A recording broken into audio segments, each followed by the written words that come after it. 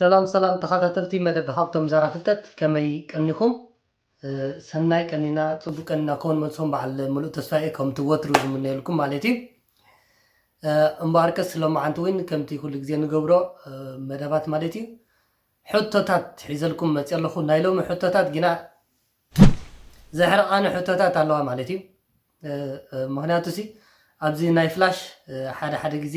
ተጠቀመሉ ኣይመፀካኒ ማለት እንታይ ንምባል ያኸም ዝብል ዘለዎ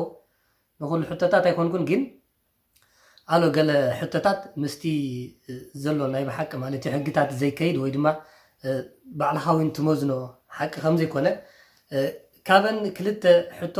ሎማዓንቲ ሒዘልኩም ኣብኣ መፅእ ኣለኹ ማለት እዩ ክጥንቀቁ ኣለኩም ኣብዚ ናይ ፍላሽ ጌጋ ክህሉ ይኽእል እዩ ኣብዚ ናይ ፍላሽ ንምሃሮ ወይ ድማ ናትኩም ፍላሽ ተልይኩም ፅቡቅ ጌርኩም እቲ ሕቶታት ክትምልሱ ከለኹ ማለት ረእይዎ ትክክል ኣሎ ዲ ወላ ኣይኮነን ምስቲ ተጽንዕዎ ካል ማለት እዩ ካብ ትራፊክ ዝገዛእኹሞ ፓኬት እንተልይኩም ወይ ድማ ካል ኣፕሊኬሽን እንተልይኩም ማለት ናይ ሾርትኮት ኣብኡ ረእይዎ ኣብኡ እንታይ ማለት እዩ ኣጽኒዕኹም ፅቡቅ ጌርኩም ኢን ዲቴይል ማለት እዩ ብዝርዝር እቲ ሕጊ ወይ ድማ እቲ ትርጉም ናይቲ ክስታይ ማለት ናይ ተጽንዑ ዘለኹም ክትፈልጥዎ ኣለኩም ሕጂ ብዝያዳ ኣብቲ ሕቶታት ምስከና ድሓን ክንዘራረበለን ናተን ክልተ ሕቶታት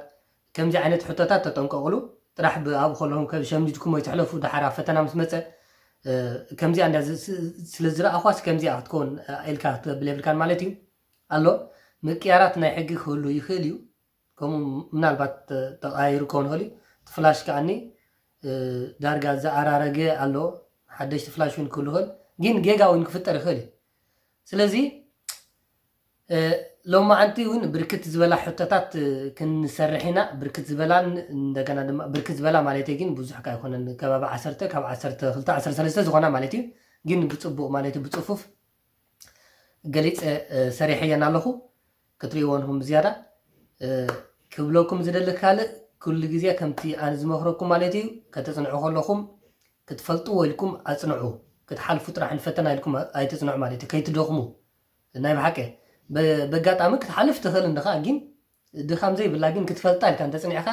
እዚኣ ስታይ ከም ዝኾነ ክትፈልጣ ኣለኒ ኢልካ እንተፅኒዕኻ እንታይ ክትገብርኻ ማለት እዩ ክትፈልጣ ኢኻ እዚኣ ክሓልፍ ኢለ ከፅንዕ እንተልካ ግን ኣይትፈልጣን ኢኻ እንታይ ዳ ክትገብራ ከሽምድዳ ኢኻ ንቲል ፈሊጥ ማለት እዩ ንግዚኡ እንታይ ክትገብራ ኣብ ርእስኻ ተርፍ ትኽእል እያ ንሓዋሩ ግን ወይ ድማ ንንውሕ ዝበለ ግዜ ግን ሎ ግራድ ክትኮን ኣይትኽእል ኣብዚ ናትካ ሚነ ወይ ድማ ኣብዚ ናትካ ርእሲ ስለዚ ከተፅንዑ ከለኹም ክፈልጣ ኣለኒ ኢልካ ከተፅንዕ ኣለካ ብዝኾነ ናብተን ሕቶታት ክንከይና ተስፋ ገብር ከዓኒ ክትፈትይዎን እተን ሕቶታት ማለት እዩ ኣይሆፕ ሓገዝቲ ክኾና ናብተን ሕቶታት ክንከይና ከምቲ ኩሉ ግዜ ዝብለኩም ድማ ኣብ መወዳእታኻ ክለብወኩም እየ ላይክ ሰብስክራይብ ሸር ኣይትዕመቑ ኣብ ካብ ዩቲዩብ ይኹን ኣውፂኹም ማለት እዩ ወይ ድማ ኣብዚ ፌስቡክ ሸር ምስ በልኮ ተመሊስኩም ንስኻትኩም ሸር በሎ መታን ካልእ ኣሕዋትና ክመሃረሉ ሰናይ ምክታል ግበርና ንኺድ ሕጂ ናብታ ቪድዮ ማለት እዩ እስኪ ንኺድ ናብተን ሕቶታትና ናይ ሎሚ እንታይ ሎሚ ከዓ ካብታ ደው ዝበልና ካብ 45 ኢና ክንጅምር ኣብዚ ናይ ሎሚ ሕቶታት ክመፃና ይኮናየን ኣሎ ገለ ሕቶታት ኣለዋ ኣነ ዘይተዋሓጠለይ ማለት እዩ ትመልስናተን ቁኑዕ ኢለ ዘይበልኮ ብዝያዳ ግን ክርኤን ኢና ቁንዓት ኢለ ናይ ቁንዓትን ክርኤና ማለት እዩ ክገልፀልኩም እየ ፅቡቅ ገይረ መድሕሪኡ እንታይ ከም ዝኾነ ትመልሲ ክርዳእናይ ማለት እዩ ንጀምር ዳሓን በዛ ቀዳሚት ዘላ Du ska svänga in på en huvudled där högstatyleterna hastigheten är 90 km/timme. ኣብ ናይ 9 መገዲ ማለት እዩ ቀንዲ መገዲ ናብኡ ክትፀፍኻ ተኣቱ ካብለና ኣሎ Vad ska du alltid göra efter svängen? ምስተጠወኻ ናብኡ ክትኣቱ ከለኻ እንታይ ክትገብር ኣለካ እዩ ዝብለና ዘሎ Accelerera försiktigt för att inte skada miljön. ነዚ ከባቢ ንኸይጎድእ ወይ ድማ ጥዕናቲ ከባቢያዊ ዝበሃል ንኸይጎድእ እንታይ ክገብር ኣለኒ ተጠንቂቐ ከንህር ኣለኒ መኪና እዩ ዝብል ዘሎ Vara särskilt uppmärksam bakåt och accelerera ብለና ኣሎ ንድሕሪት ብፍሉይ እንታይ ክገብር ኣለኒ ክጥምት ኣለኒ ክጥንቀቕ ኣለኒ ከምኡ ድማ እንታይ ክገብር ብድሕሪኡ ከንህር ኣለኒ መኪና ይብል ኣሎ Använda vägrenen som acceleration-fält. እታ vägren እንታይ ክገብር ኣለኒ ብለና ኣሎ ወይ ድማ እቲ ሾልደር ዝበሃል ንሱ ሲ ከም ናይ መንሃሪ መገዲ ወይ ድማ ጽርግያ ክጥቀመሉ ኣለኒ ዝብል ዘሎ ሕራይ እንታይ እታ መልሲ ሕጂ ንመልሳ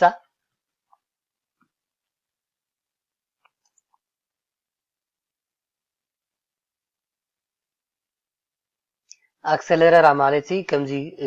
ከተንህራ ከለኻ መኪና ማለት ናብቲ ነዳዲ ሂብካ ናብቲ ጉባኣ ወይ ድማ ናይቲ ጽርግያ ዘሎ ፍጥነት ንምምጻእ ማለት ናሪ ምውሳኽ ማለት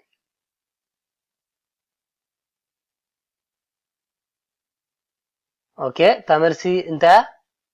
ታመልሲ ቢያ ኦኬ ተዳምጦ ዓብያትና ኦኬ ቢያ ታመልሲ ተጠዋላ ሕጂ ዳሓን ሶሪ ሕጂ እስኪ ቸክ ክንገብራ ኢና ንዓ ያ ቅንዕቲ መልሲ ኢላትና ኣላ ንቐጽል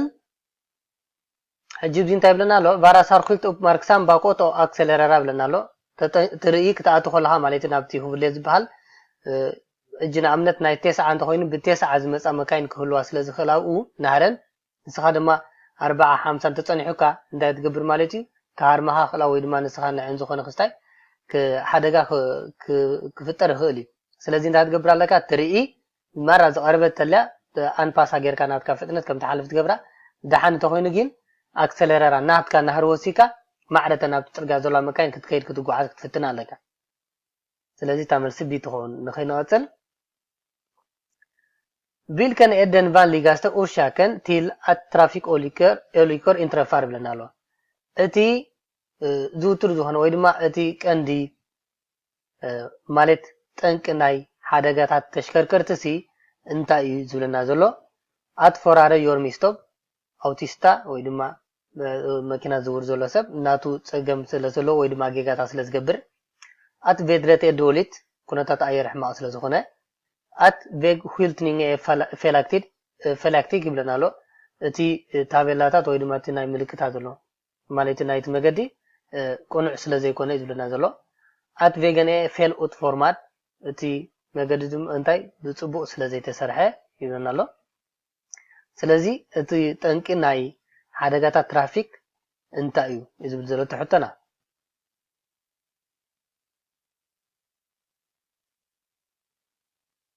እንታይ ተቐንዕቲ መልሲ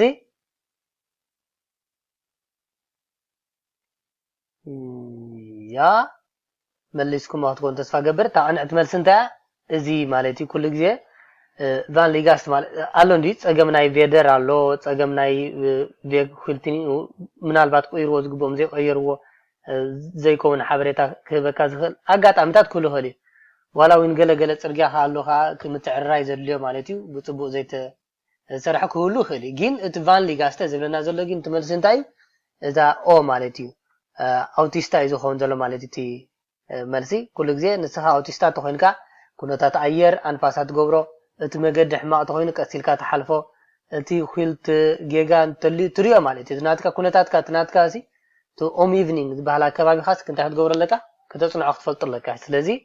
እቲ ቀንዲ ሚስቶግ ማለት ጌጋታት መን ዝገብሮ ኣውቲስታ እዩ ዝገብሮ ንቐጽል Tänk dig att situationerna på bilderna inträffar när du kör i mörker. حسب ከም ነዚ ኣብዚ ዘሎ ማለት ኣብ ስእሊ ንሪኦ ዘለና ማለት ኩነታት ሲ ኣብ ጸልማት እንዳዘወርካ ኮለኻ ከም ዘጋጠመካ ሕሰብ ይብለና ኣሎ vilken situation är det tillåtet att fortsätta med helius ኣበይናይ ካብዘን ኣብዘን ዘለዋ ስእልታት ሲ ሙሉእ መብራህትኻ ወሊዕኻ ክትቅጽል ትኽእል ማለት ወይ ድማ ዝፍቀደካ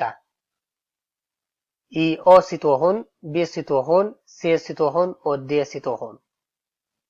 يعني تعالوا قناعة ملسي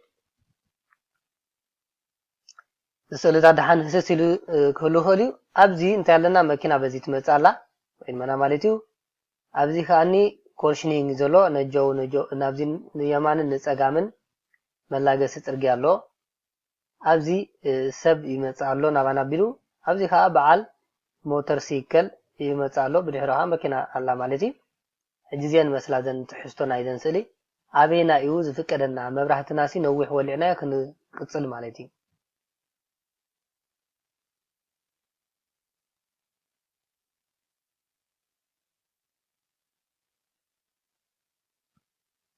اوكي مليسكم هتكون تسفى قبر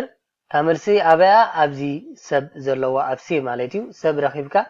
نوح مبرهتي غيرك هتقصل تخلها مغنياتو سب عينتو بعلو انتا قبر خل مالتي كخل كلو يخلي كيدقح እንደገና ድማ ደው ክብል የብል ይኸሊ ኣብዚ ግን በዓል መኪና ሒዙ ወሎ ዕንቱ ሕዝ ክብል ኣብ ካል ሓደጋታት ክኣትዩ እንደገና ድማ ስለ ደው ይሕካይ ዘለኻ ምስትናህርናቱ ዘለዎ ጽቡቕ ኣይኮነን ከተጥፋሉ ኣለካ ማለት እዩ ሞታ እንደ ትራፊክ ትረክብ ወላ ቦይድ ማሃት መጽ መኪና ትረክብ ወላ ኣብዚ ها ኮርሽኒንግ ጋር ስለ ዘሎ በዚን ዝመጽ ማለት እዩ ነዞም በዚ ዝመጽ ወይ ድማ በዚ ዝመጽ ክደጉም ስለ ትኽእል መካይን በዚ መጾም አለው አደና አይለዋን ማለት እዩ ዝኾነ ጸገም ፈጥረሎም ስለ ዝኽእል እንታይ ትገብር ተጥፋሎም እዚኻ በዓል ሞተር ሳይክል ሒዞ ዘለኻ ኣኒ ተጥፋሉ ማለት እዩ ተደውቢሕካዮ ምስቲ ሞተር ሳይክል ሒዞ ዘሎ ከካለኸሎ ኣይከልን ማለት እዩ ነትናትካ ብሌን እንዳትገብሮ ዘለኻ ስለዚ ከተጥፋሉ ለካ ንሰብ ግን እንታይ ግድን ኣይኮነን ተጥፋሉ ግን ጽቡቕ ማለት ከም ናትካ ክስታይ ማለት እዩ ከም ሚዛን ዝሃብካዮ ግን ነዊሕ መብራህቲ ጌርካ እንታይ ክትቅጽል ይፍቀደካ ይሰባብ ትረኽበሉ ስለዚህ ታመልስ እንታይ ሲየ ቸክ ንግበራ እስኪ ቅድማ ዝነበረ ቸክ ጌርና ያዶ ሶሪ እዚያ ቸክ አይገበና እንታ መልስ ማለት ቸክ ንግበራ ያ ንሳታ ኦ ማለት ኦኬ እንወጽል längre fram på motorvägen finns 3 körfält. Abzi motorväg si abzo idmahan tablana lo 3 körfält allo. Hade kulte salasta, okej? Vilket bör du normalt använda? Ena ha ክትጥቀመሉ ዘለካ ማለት እዩ። እነት körfält si ክትሕዛለካ normalt ይብለና ኣሎ። körfältet mitt i tamakhal zela körfält ይብለና ኣሎ። Eftersom det högra körfältet är offset för lastbilar och bussar. ምክንያቱ እታ ብየማን ዘላ መገድሲ ናይ ጽዕነት መካይንን ከምኡ ድማ ንኣውቶቡሳትን ስለ ዝተሓስበት ይዝለና ዘሎ ሾርፌልተት ሌንግስት ቲል ሃገር እታ ብየማን ዘላ ሾርፌልት ሒዛ ይብላሎ ሾርፌልተት ሌንግስት ቲል ቬንስተር ብጸጋም ዘላ ኤፍተርሾም ደም ትቦ ሃግራ ሾርፌልተን ኦፍሴዳ ፎር ላስት ቢላር ቡሳር ምክንያቱ እቶም ክልተ ብየማን ዘለው ጽርግያ ንኣውቶቡሳትን ናይ ጽዕነት መካይን ስለ ተሰርሑ ወይ ድማ ስለ ዝተሓስቡ ይዝለና ዘሎ vilket är det rätta svaret enligt att annat መልሲ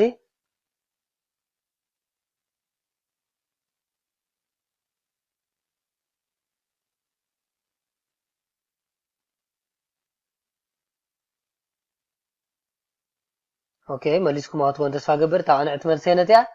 እዚያ ቢኤ ማለት እዩ ቢየማን ካዘላ ሾርፌል ታሃት ሕዞቲ ብጸጋም ካዘሎ ክልተ ማለት እዩ ክትሓልፍ ተደሊኻ መካይን ትኸደሎኻ ኖርማል ዊን ክትከደሉ ትኽእልኻ ግን እቲ ኩነታት ይገዛእካ ንኣብነት ብድሕራኻ መካይን ተለየን ካሓልፋ ዘደልያ እንተለየን ንሱ ናይ መሕለፊ ማለት እቲ ብጸጋም ዘሎ ክልቲኡ ሾርፌልት ማለት እዩ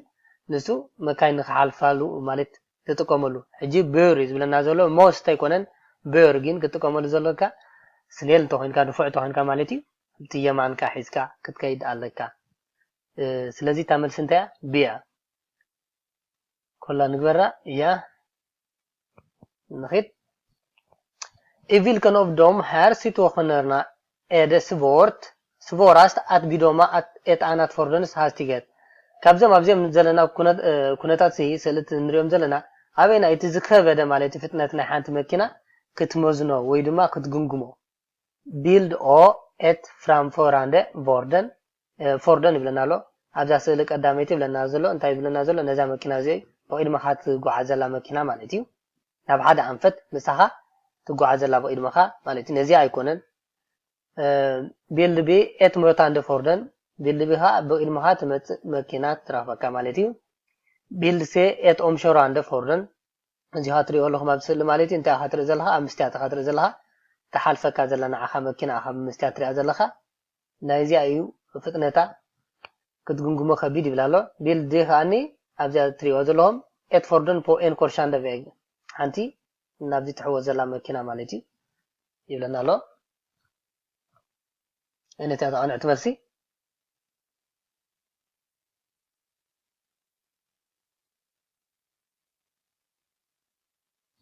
ኦኬ مليسكم ما هتكون تصفى قبر اتزخبده مالت زبرتعت عبزيك تمزنا زي تخل ناي قدما خاتمت مكينه موت عند مالتي ቢል ወይ ድማ ሞታ እንደ ፎርዶን ያተላ እታ ዝበርታዕ ማለት ክስታይ እትናታ ፍጥነቲ ክትጉንጉሞ ዘይትኽእል እንካለ ትፈልጠን ትኽእላ ዛ ንኣብነት ሸራኦም ትገብረካ ዘላ የብል እዩ ከቢድ ዳርጋ ሁሉ ግን እዚያ ሸራኦም ትገብረካ ዘላ ማዕረክ እንደ ፍጥነት ትኸዳላ ተሓልፈካ ሁላ ትሪኦኻ ማለት ምስናትካ ፍጥነት ቢልካ በዚ ዘላዊን ትሪኣ ኣለኻ ከመይ ትመጽእ ማለት በዚ ብጎና ኾንካ ስለ ትሪኦ ዘለኻ ማለት እንደገና ተኣትያ ዘላ በዚሃ ቅድመ ሀዘላኻኒ በጣም ሂጂያ ቅድመ ሀ ተኸዳላ ገዲፋተካ ትብል እንተልያ ማለት እዩ በጣም ፍጥነት ከም ዘላ ቀሲሉ ዝኸይተሉ ይኻ ተርክቦ ስለ ዘለኻ ማለት እዩ ብናትካ ፍጥነት ጌርካ ክትጉንጉሞም ትኽእልኻ ማለት እዮም ሰለስተ ለዚ ግን ብናትካ ፍጥነት ጌርካ እንታይ ክትገብር ኣይተና ክትጉንጉሞ ይትኽእልና ስለዚ እዚ እቲ ዝኸበደ ክትጉንጉሞ ማለት እዩ በ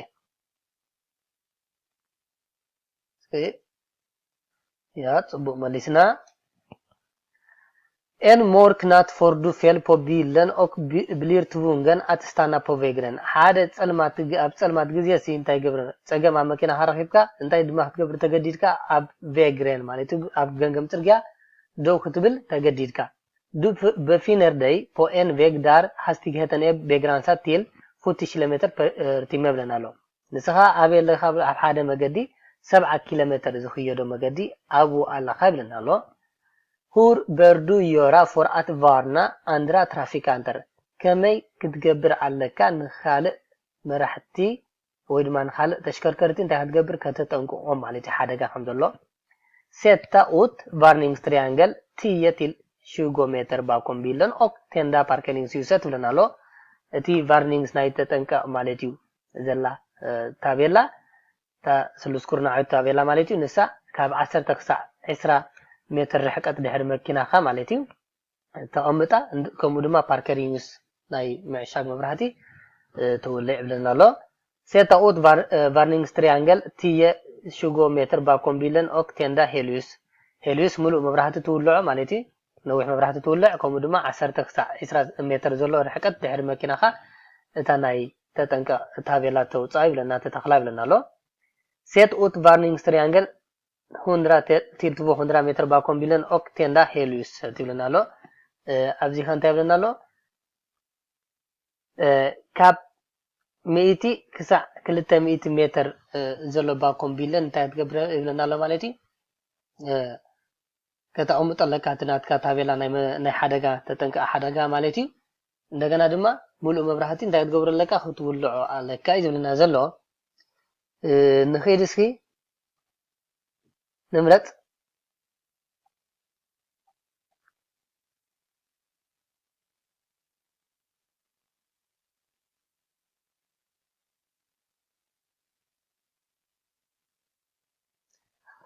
اوكي مريضكم كتكون تسفى قبر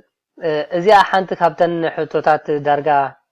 بقرا زي توحدت لها مغنياتو حجي امناي 7 هات خيزل لها እቲ ሕጊ እንታይ እዩ ካብ 50 ንላዕሊ ዘሎ ጽርግያታት ማለት እዩ ካብ 50 ንላዕሊ ዘሎ ጽርግያታት እቲ ፍጥነት ማለት ኣብቲ ጽርግያ ክትከደሉ ዘለካ ካብኡ ንላዕሊ እንተ ኮይኑ እኻ ክስታይ ትገብር እዩ ዝብለና ዘሎ እዚ ትሪያንግልካ ከተውፅኦ ትግደድ ክሳብ 50 ዘሎ እንተ ኮይኑ ዊን እቲ ዘለኻይ ቦታ ዘይርአ እንተ ኮይኑ ዶሊክ ሲክት እንተ ኮይኑ ማለት እዩ ከተውፅኦ ትግደድ ኢኻ ግን እቲ ቀንዲ በቲ ፍጥነት ማለት እዩ ልዕሊ 50 እንተ ኮይኑ እንታይ ክትገብር ኣለካ እዩ ዝብለና ዘሎ ልዕሊ 50 እንተ ኮይኑ ትተኸደሉ ዘለኻ ጽርግያ ካብ 50 ወይ ካብ 100 ክሳብ 200 ሜትሮ ዘሎ ብድሕሪኻ ተቐምጣ እታ ክስታይ ቫርኒንግ ትሪያንግል ዝበሃል ማለት እዩ ስለዚ ኣብዚ ዘበለትኒ ማለት እዩ እታ መልሲ ማለት እዩ እዚኣ ክትከውን ዝቀዳሚት ዘላ ግን ብጣዕሚ ዘይተዋሓጠ ለና ዓይንታ እዚ ካብ 10 ክሳብ 20 ሜትሮ ጥራሕ ኢልዎ ዘሎ ማለት እዩ ባኮም ቢለን ኢልዎ ዘሎ እዚኣ ከዓ መመረፅና ነርና ዛ ታሕተወይቲ ግን ኣብዚ እንታይ ገይርዋ ኣሎ ሄሊዩስ ከዓ ኣብዚ ወሊዕዋ ሙሉእ መብራህቲ ወሊዕዋ ማለት እዩ ሕጂ ሙሉእ መብራህቲ ንቅድሚኻ ትደጓሖም ስለ ዘለካ ሄሊዩስ ክትውልዕ የብልካን ማለት እዩ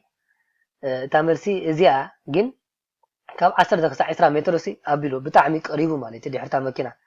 ካብ እንታይ መልኳ ነይረ እዚኣ ካብ 100 ክሳዕ 200 ሜትሮ ዘሎ ብኣጉ ማለት እዩ ከተጠንቅቆም ነቶም ሰብ መካይን ድሕራኻ ዘሎ ዝመፁ ከምኡ ክኸውን ነይርዎ ዝብል ዝኾነ ታመልሲ እዚኣ ተስፋ ገብር ኣብ ዝኾነ ሕቶታት ፈተናታት ከምዚ ኢላ ከይትመፀኩም ምናልባት ኣብ ነዚ ጥርጥር እንታይ እዩ ኣብዚ ካብ 100 ዜሮታት ዜሮ ረሲዕሉ ከይህሉ ኣብዚ ኣብቲ ቁርቦ ከሎ ተስታይ ካብ 100 ክሳዕ 200 ይብል ኣሎ ኮይኑ እዩ ዝኸውን ከምኡ ገይርዎ ዘሎ ቸክ ንግበራ ያ ነሰያ ታመልሲ ግን እዚኣ ተጠንቀቁ ኩሉ ግዜ ልዕሊ 50 ተኮይኑ ካብ 100 ክሳዕ 200 ዘሎ ከተቀምጦ እዩ ዝበለፀ ማለት እዩ ልዕሊ 50 ተኮይኑ ትፅርግያኻ እንታይ ትገብርካ ትግደድካ ቫርኒንግ ትሪያንግል ከተውፅእ ማለት ካብ 50 ንታሕቲ ዘሎ ተኮይኑ ግን ኣይትግደድንኻ ሕማቅ እንተኮይኑ እቲ ዶሊ ሲክት እንተኮይኑ ብድሕራኻ ዘሎ ቀልጢፎም ክሪኡካ ዘይክእሉ እንተኮይኖም ግን ክትጥቀም ኣለካ ማለት እዩ ንኸይድ ንቐፅል Du kör på en enskild väg och vägen som ansluter till också enskild. ኣብዚ ሲ ናይ enskild väg ዝበሃል ማለት እዚ እዞም ፕሪቫታ vägar ዘሎ ከምዚ ኣልመን väg ገለመታት ዘይኮኑ ኣብ ከምኦም ትዝውር ኣለካ ብለና ኣሎ ኣብዚ ለኻ ንስኻ እዛ ሓንቲ በዚ ትሕወት ዘላ እውን እንታይ ከምያ enskild väg ያብለና ኣሎ ska höger regel tillämpas i korsningar ኣብዚ ኸሲ ኣብዚ መራኸቢ ዘሎ ፅርግያ ሲ höger regel ይሰርሕ ድዩ ይብለና ኣሎ ናይ eftersom den anslutande vägen är mindre no ኣይኮኒ ምክንያቱ እዛ በዚ ትሕወት ዘላ መኪና መገድሲ ንእሽቶ ንእስ ዝበለ ስለ ዝኾነት ናይ ömsesidig hänsyn gäller i korsningen ኣብዚ ሲ ትረአኻ ነንሕ ሄድካ ትረአ ትተሓላሉ ኣኻ ማለት እዩ ተሓላሊኻ ተሓለፍ እዩ ዘሎ ዮ ይብለና ኣሎ ኣብዚ ከዓ ናይ höger regel gäller inte på grusvägar እዚ ናይ ኣብ ናይ ሓመድ መገድሲ höger regel እቲ ናይ የማን ሕጊ ኣይሰርሕን እዩ ዝብለና ዘሎ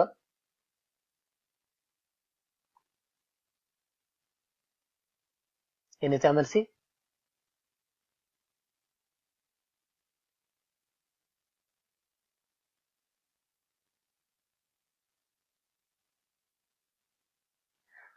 أوكي تعمل سي هنا تيا يا أبزي هوجر رجل بدي مثلا بزي قدس حامد هون قلا تابعلاتات ملكت زخنة قدامنا وين الصحبة وين الصحات من زي بقولون تاعي مالتي هوجر رجل يلا يجبر في تشك نقبرة يا مالسنا لنا نخيط ett ekonomisk körsätt innebär att man utnyttjar bilens rörelse energi och har lång planning ማለት ቁጠባዊ ወይ ድማ ያ ቁጠባዊ ዝኾነ ዓይነት ኣገባብ ኣዘዋውራ ምዝዋር ማለት ሲ ንስኻ ነቲ ናይ መኪና ማለት ምንቅስቃስ ወይ ድማ ናይ መኪና ዘሎ ፍጥነትካ ንዕኡ ብመደብ ጌርካ እንተሒዝካዮስ ንዕኡ ክትጥቀመሉ ከለኻ እዩ ዝብለና ዘሎ ነታ መኪና ከም ቢልካ ትጥቀመላ ትናታ ምንቅስቃስ ትናታ ምንቅስቃስ ወይ ድማ ናታ ናይታ መኪና ናህርስ ብኸመይ ትጥቀመሉ ኣብ ረብሓኻ ተውዕሎ ማለት እዩ ökar bränsleförbrukningen om du bromsar i onödan ስልካሲ ኣብዘይ ጠቅም ኣብዘይ ከውን ማለት እዩ ብሮምሳ ትገብር እንተኮይንካስ እቲ ሃልኪ ናይ ነዳዲ ይውስኽ ዶ ይብለካ ኣሎ ዮ inbromsningar innebär att jag inte kan ta vara på den rörelseenergi jag har እወ ይብለና ኣሎ ብሮምሳ ምግባር ወይ ድማ ፍሬኖ መሓዝ ማለት ሲ ኣነ ነቲ ፍጥነት ናይታ መኪና ማለት እዩ ኣብ ረብሓይ ዘይውዕሎ ወይ ድማ ዘይጥቀመሉ ኣይጥቀመሉን ዘለኹ ማለት እዩ ይብለና ኣሎ ንኣብነት ቅድሚ ፕላኔራ ጌርካ ትዝውር ተለኻ መኪናኻ ኣብዚ ብ50 ትወስድ ኣለኻ ሕጂ ቅድሚ 50 ሜትሮ ዝቅድምኻ 50 ሜትሮ ዘሎ ዝኾነ ነገር ትርኢ ኣብኡ ደው ከተብላ እንተ ሓሲብካ ካብ ሰኢልካ ክሳዕጦ ከይድካ ብሮምሳ ትገብር እቲ ሮለርሰ ኢነርጂ ናይታ መኪና ማለት እዩ ዘሎ ምንቅስቃስ 50 ርኢኻ ማለት እዩ እንታይ ትገብር ሞተር ብሮምሳ ማለት ትገርፎ ስሌፕ ትገብር በብቁር ባዕላ እንታይ ትገብር ማለት እዩ ትዝሕል ደው ትብል ድማ መወዳእታ ድማ ደው ትብልልካ ብዙሕ ብሮምሳ ምግባር ኣየለካን ማለት ሕጂ ኢን ብሮምሳ ትገብር ሲ ንዑ ስለ ዘይጥቀም ይብለና ዘሎ እወ ይውስኽ ኢኻ ይብለና ኣሎ ማለት እዩ ተሃልክ ነዳዲ ዮ ሜን ኤንዳስት ቪድ ኢንብሮምሲንጋር ሶምዮሩስ ሜድ ያልፖፍ ሞተር ብሮምስ እወ ግን መዞም ብሞተር ብሮምስ ማለት ብፍሬኖ ዘይኮንካ ትገብሮስ በዓላ ሞተር ብሮምስ ክትገብር ኮላ ስሌፕ ጋስ ፔዳል ክትገብር ኮላኻ ማለት እዩ ይብለና ዘሎ ናይ ሮለርሰ ኢነርጂ ፖቨርካስ ኢንተ ኦፍ ኢንብሮምስኒንጋር እዚ ናይ ምንቅስቃስ ማለት እዩ ፀዓት ኣይብልን እዩ ኣይፅሎን እዩ በዚ ናትካ ብሮምሳ ትገብሮ ዝብለና ዘሎ ዮ ናይ ዝብለና ዘሎ እዚ ኣይውስኽን እዩ እቲ ሃልክ ነዳዲ ዝብለና ዘሎ ዮ men endast vid inbromsning som görs i utförsbackar እወ ይውስኽ እዩ ግን ኣብዞም ማለት ፍሬኖ ኣብ ንሕት ዘሎ ኣበይ ዝብለና ዘሎ ኣብ ዓቐብ ኣብ ዝኾነ ጥራሕ እዩ ዝብለና ዘሎ እነታታ ኣናዕቲ መልሲ ሕጂ ካብዚአን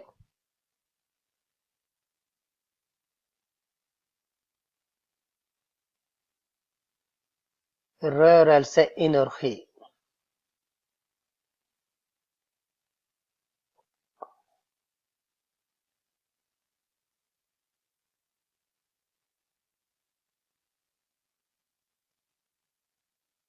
ja እታ መልሲ እንታይ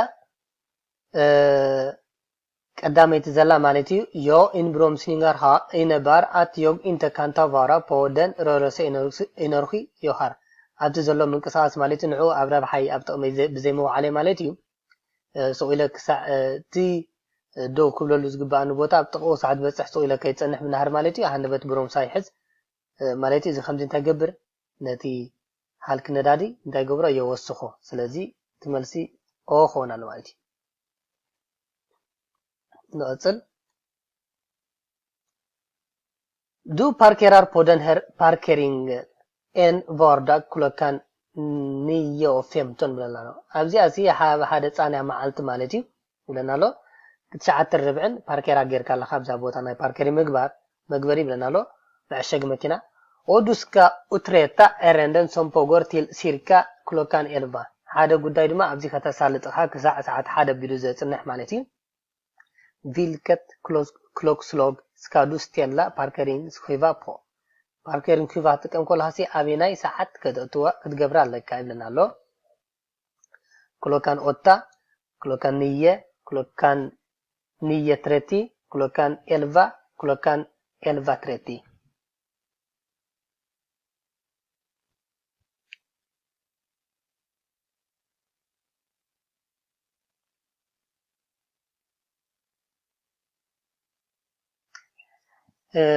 اوكي نحن ብዙሕ ግዜ ኣብዚኣ ንውሰድ እዚኣ እውን ሓንቲ ካብተን ሕቶታት ማለት ዘይተዋሓጠትለያ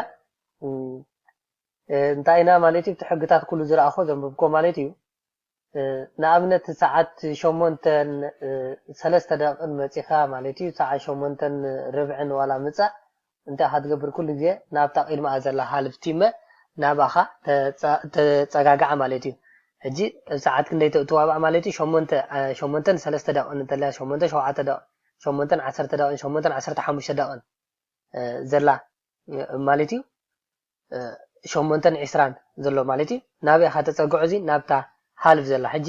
ኦታ ትሬቲ ክትከውና ክትገብራ ኣለካ ማለት እዩ ድሕሪ 8 ፈረቓን እንተመፂኻ ድማ 8:35 8:40 እንተመፂኻ ድማ እንታይ ትገብር ማለት እዩ ናብታ ድሕራ ዘላ ሄልቲመ ማለት እዩ እንታይ ትገብራ ናብኣ ኦብሩ እንዳትገብራ ሰዓት ክንደይ ትገብራ ማለት እዩ እታ ናይ ፓርኬሪንግ ኺፋኻ ኣበይ ትገብራ ኣብቲ 9 ትገብራ ማለት እዩ ልዕሊ 8 ፈረቓን ዘሎ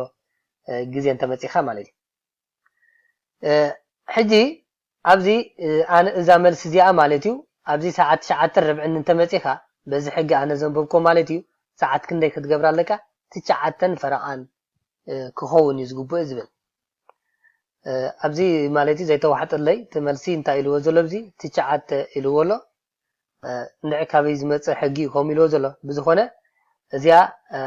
ኣጠራጣሪት እያ ኣንብቡ ፅቡቅ ጌርኩም ጋር ባዕልኹም ኣነ ኣንቢበ እቲ ቁኑዕ መልሲ ኮይኑ ዝረኸብኮ እቲ 9 ፈረቓን እየ ዝብላ ማለት እዩ ብዝኾነ ግን ንስኻትኩም ጋር ርአይዋ እዚኣ ሕቶ እዚኣ ሕዝዋ እሞ ኣንብብዋ ፓርኬሪንግ ኺቫ ኢልኩም ማለት እዩ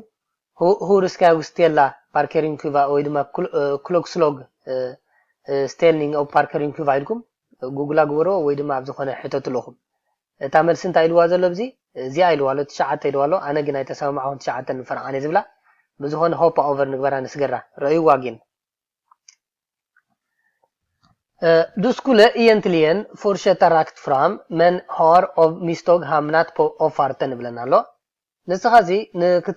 ክትቀፅል ሓሲብካ ነርካ ተኺልካ ክትከይድካ በዚ ሓሲብካ ነርካ ግን ብዝኾነ ኮይኑ ኣብዚ ዓሊብካ ኣለካ ኣብዚ ኦፋርት መውፅእ ካብ ፅርግያ ብለና ኣሎ ሁሩስካ ድዮራ ከመይ ክትገብር ኣለካ ብሮምሳ ክራፍቲት ኦፍ ፎርሽክቲት ሾራ ቲል ቦካ ቲል ሾር ፌልት ራክት ፍራም በቃ በሓንቲ ግዜ እንታይ ብሮምሳ ፍሬኖ ሕዝ ቀጣይ ብለናሎ ማለት እዩ በሓይሊ ከምኡ ድማ ኦክ ፎርሽክቲ ብጥንቃቐ ይብለናሎ ሾራ ቲል ቦካ ንድሕሪት ዘውር ይብለናሎ ቲል ሾር ፌልት ራክት ፍራም ናብዚኣሲ ኣብዚ ብሮምሳ ጌርካ ቲል ቦካ ዘዊርካ እንታይ ትገብር ናብዚ ሽዑ ተመለስ እዩ ዝብለና ዘሎ ኦካ ፋርተን ኦሾራ ኦቨር ስፓር ኦምረደት ፎርዓት ኮማ ቲል ቦካ ቲል ሾር ፌልት ራክት ፍራም ይብለናሎ ፍጥነትካ ወስኸሉ ሽዑ በዚ ስፓር ኦምረደት ዘሎ በዚ ጌርካ ድማ ናብዚ ፅርግያኻ እንታይ ትገብር ተሓወስ እዩ ዝብለና ዘሎ ባካ ፎርዓት ኮማ ቲል ቦካ ቲል ሾር ፌልተት ራክት ፍራም ናብዚ መታን ክትምለሲ እንታይ ገብረና ኣሎ ባካ ግበር እዩ ዝብለና ዘሎ fortsätta på offerten även om det innebär att jag måste köra en omväg. እንታይ ብለና ኣሎ ንቀፅል ማለት እዩ ኣብቲ ኦፈርት ኣብዚ ማለት እዩ ፅርግያ ይቕፅል ይዝውር ማለት እዩ ይቕፅል ይኸይድ ይጓዓዝ om det även om ዋላ att jag måste köra en omväg ዋላ ካልእ ማለት እዩ መገዲ ክምለሶ ዋላ ይመለሶ ዳኣ መርነጀው እንታይ ገብር ኣለኒ ክቐፅል ኣለኒ ዝብል ዘሎ ብካልእ ክሳዕ ዝመሰካ ናብዚ መገዲ ማለት እዩ ሕጂ ነቲ ኣጠቓንዕቲ መልሲ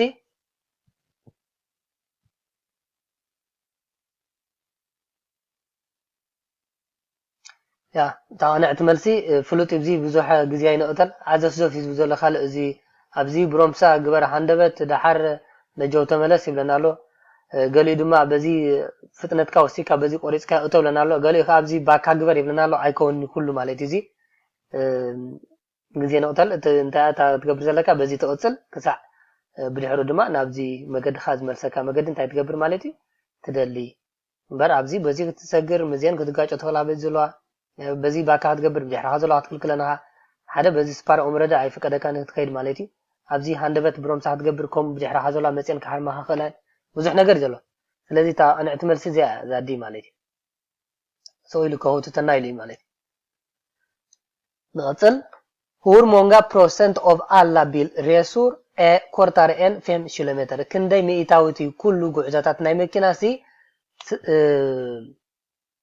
ትሕቲ 5 ኪሎ ሜትር ይብለና ዘሎ ተመልስኻ ቀሪበ ነይረ ነገረኩም ማለት እዩ ትሕቲ 5 ኪሎ ሜትር እዚ hur många procent av alla bilresor är kortare ክንደይ ፕሮሰንት ናይ ኩሉ ወይ ድማ ክንደይ ሚእታዊት ናይቲ ኩሉ ጉዕዞታት ናይ መካይን እዩ ትሕቲ 5 ኪሎ ሜትር ንጓዓዘሉ 15% 45% 75% ብለና ኣሎ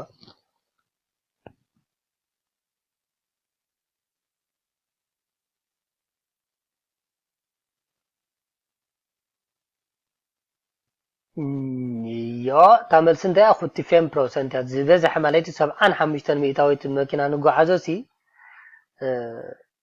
ትሕቲ 5 ኪሎ ሜትር እዩ ይብለና ኣሎ 25 ሚእታዊት ካብን ላዕሊ ማለት እዩ ቸክ ንግበራ ያ Du ska passera järnvägskorsningen och signalen visar vitt blinkande ljus. ነዛ järnvägskorsningen ማለት እዩ በዚያ ክትሓልፍ ብለና ኣሎ እቲ መብራህቲ ድማ ብልጭ ብልጭ ውልዕ ጥፍእ ዝብል ማለት እዩ ቀይሕ መብራህቲ ንርኢ ኣለና ባይነባር ሲግናልን እዚ ምልክት እዚስ እንታይ ምልክቱ ከምኡ ዝገብር ዘሎ ይብለና ኣሎ at signalen strax växlar till rött ljus እቲ ሲግናል እቲ ምልክት መብራህቲ ሲ ናብ ጽንሕ ኢሉ ቀልጢፉ ማለት እዩ ናብ ክስታይ ከብል እዩ ናብ ቀይሕ መብራህቲ ቀየር እዩ at jag risk fritt kan passera järnvägskorsningen ኣነሲ ብዘይ ዝኾነ ሓደጋ ነዚ ኮርሽኒንገን ወይ ድማ ናይዚ መሕለፍ ናይ ባቡር መገዲ ክሰግሮ ይኽእል እየ ዝብለና ዘሎ att jag bör kontrollera att inget tåg kommer innan jag passerar korsningen ኣነ ክቋፃፀሮ ኣለኒ ብየማነይ ብፀጋመይ ዘሎ ዝኾነት ባቡር ትመፅእ ከም ዘላን ዘይላን ማለት እዩ ቅድሚ ምስጋረይ ዘሎ att ett tåg just har passerat och jag kan passera utan risk ሓንቲ እዚ ማለት እዚ ብልጭ ብልጭ ዝብል ዘሎ ሲ ሓንቲ ቶግ ወይ ድማ ባቡር ሓሊፍ ኣላ ሕጂ ብድሕሮ ኣነ ብዘይ ዝኾነ ሓደጋ ክሓልፍ ከም ዝኽእል እዩ ዝነግረኒ ዘሎ እዩ ዝብል ዘሎ ሕጂ ነቲ ኣጠቕንዕቲ መልሲ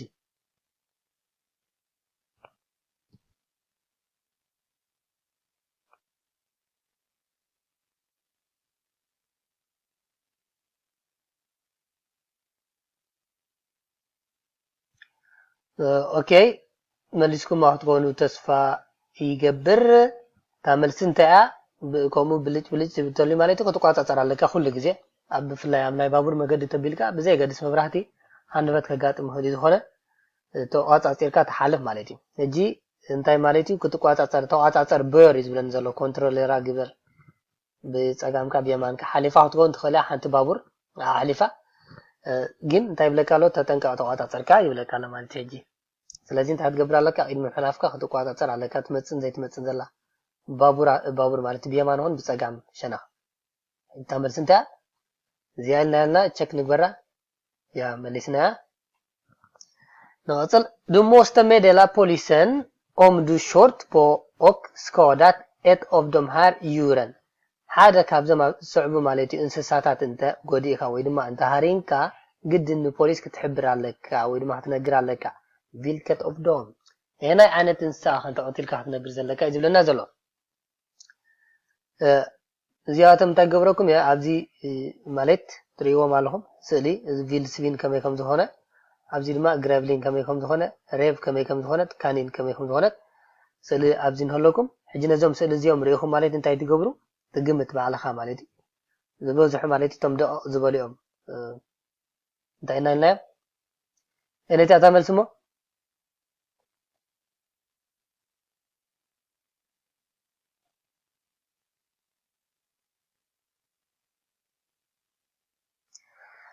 اوكي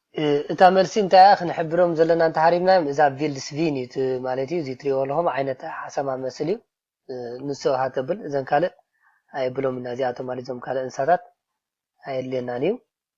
ስለዚ እዚ እንተሃሪብና ንፖሊስ ግድን ሜደላ ክንገብር ኣለና እስኪ ራያ ጽቡቕ መሊስናያ ንኸይድ እዚኣ ናይ ሎማዓንቲ ናይ መወዳእታ ሕቶና ክንገብር ኢና شويه خدكم جميل الله مالتي وكيسلچوكم خناخم Det finns bilförare som struntar i att använda bilbältet. مقنت ናይ መኪና ሸለል ዝብሉ ማለት እዩ አውቲስታታት ናይ መካይና አሎ ብለናሎ ፖቨርካርዴት ትራፊክ ሳከር ሄተን ብለናሎ ነቲ ውሕስነት ናይ ተሽከርከርቲ ማለት እዩ ይጸልወዲ ብለናሎ ናይ እንተ አለስ ፍጽም ይብላል እዚ Nej, eftersom de flesta bilar har krockkudde idag ولا حنتي اي بنني يصلوني مهناتهم كلاتهم كروكودة سلازلهم كروكودة مالت ايرباج مالتي زنفح او ويتا حدا سكن زنفح مالتي مستغاچخا يو فلير ريسكرار ات سكودا سورت إلر دو اي ترافيكن هو بزحات انتي يقبرو مالتي ريسكرا يقبرو اب ترافيك انتي كخون مالتي كغدون كموتون بسنكي منتي بسنكي بالبلته زي متقام تا مرسي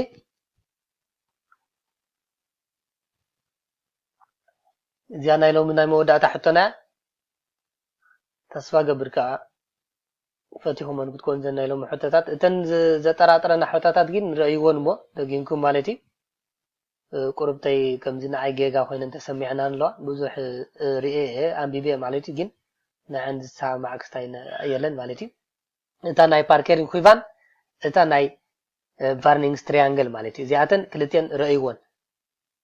ረእይኹም ከኣኒ ኣብ ኮመንት ጽሓፉ ማለት እዩ ከም ገለ ብገለ ኣነ ዘይረኣኹ እንደቢሉ እምበር ኩሉ ደልየ ማለት የለን ንዑ ዘብል ማለት እዩ ሓራይ እታ መልሲ እዚአን እንታይ